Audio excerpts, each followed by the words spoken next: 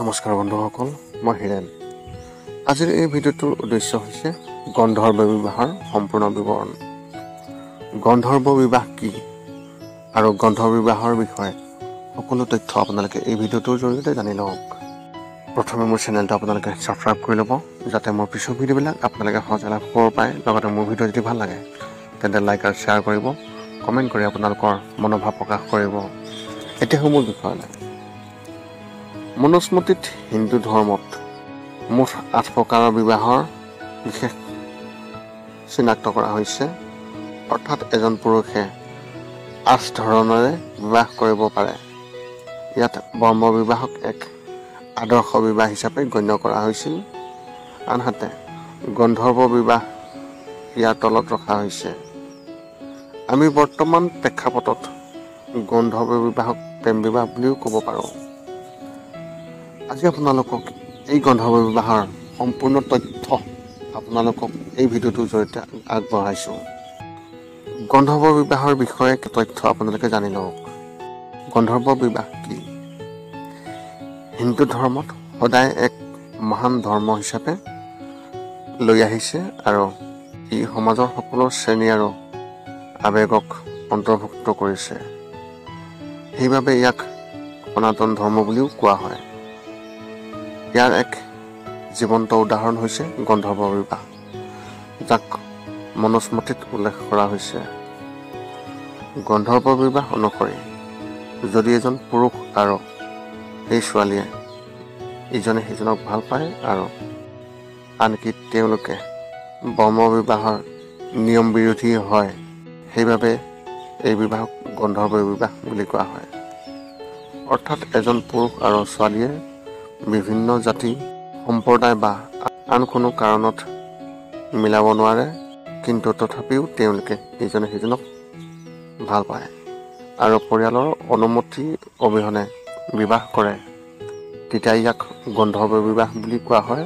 আৰু ধৰ্ম অনুসৰি সেই বিবাহ বৈধ হ'ব, যাক কোনেও অস্বীকাৰ কৰিব নোৱাৰে। গন্ধৰ্ব বিবাহ কেনেদৰে কৰা হয়? মুঠ 8 প্ৰকাৰৰ বিবাহত গন্ধৰ্ব বিবাহ হৈছে 5 নম্বৰত। তাৰ ওপৰত ব্ৰহ্ম বিবাহ, প্ৰজাপত্য বিবাহ, দেৱ বিবাহ আৰু অৰ্শ বিবাহ, য'ত কইনা আৰু দৰাৰ পৰিয়ালৰ সন্মতি বাধ্যতামূলক হয়। কিন্তু গন্ধৰ্ব বিবাহত একো বাধ্যতামূলক নহয় বা কোনো ধৰ্মীয় ৰীতি নীতিৰ সম্পন্ন কৰা নহয়। উপৰোক্ত সকলো বিবাহ হয় একে বৰ্ণৰ আৰু সিদ্ধ পুৰুষ বা এজন জ্ঞানী ব্যক্তিৰ সৈতে, কিন্তু গন্ধৰ্ব বিবাহে এই সকলোবোৰ বন্ধন ভাঙি পেলায়। গন্ধৰ্ব বিবাহত দৰা আৰু দৰাৰ জাতি, বৰ্ণ, গোত্ৰ, ৰং, ৰূপ, স্থিতি, সন্মান, সম্পদ, পৰিয়াল, ৰাশিফল, ৰাশি আদিৰ একো দেখা নাযায়। কেৱল ছোৱালী আৰু পুৰুষৰ পাৰস্পৰিক প্ৰেম আৰু অনুভূতিৰ মিলন প্ৰয়োজন। অৱশ্যে গন্ধৰ্ব বিবাহৰ বাবে কিছুমান নিয়ম আছে। 1 নম্বৰ, ছোৱালী আৰু ব্যক্তিজনৰ দুয়ো তেওঁলোকৰ ব্ৰহ্মচাৰ্য আশ্ৰমৰ বয়সৰ পৰা ওলাই আহি গৃহস্থান আশ্ৰমৰ বয়সত প্ৰৱেশ কৰি দুয়ো প্ৰাপ্তবয়স্ক হৈ পৰিছিল।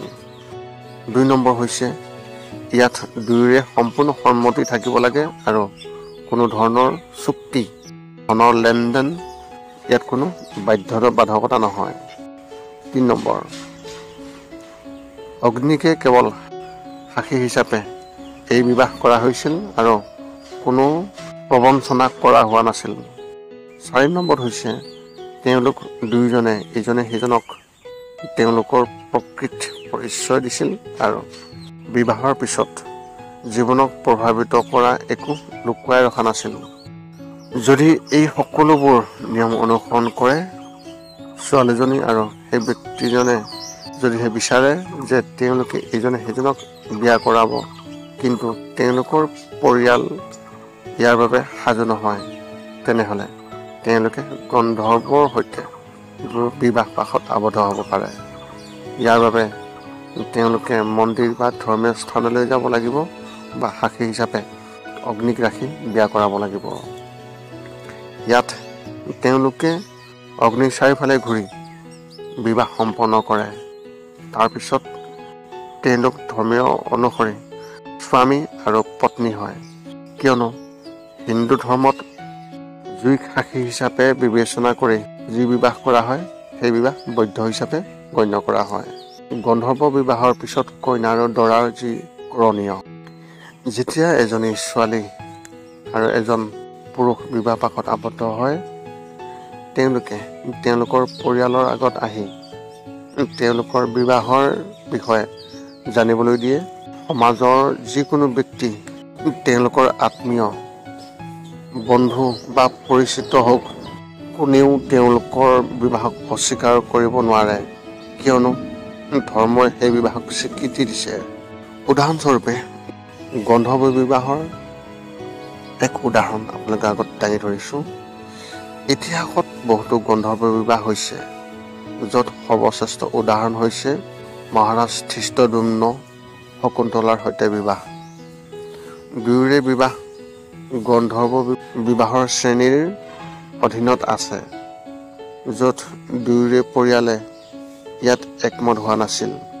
তথাপিও তেওঁলোক দুয়োজনে ইজনে সিজনক প্ৰেমৰ ৰূপত বিয়া কৰাইছিল আৰু ভাৰত নামৰ এজন শক্তিশালী সম্ৰাট তেওঁলোকৰ পৰা জন্ম হৈছিল। এইখিনি আছিল গন্ধৰ্ব বিবাহৰ সম্পূৰ্ণ তথ্য আৰু বিৱৰণ। পুনৰ লগ পাম অন্য এটা ভিডিঅ'ত। আজিলৈ ধন্যবাদ।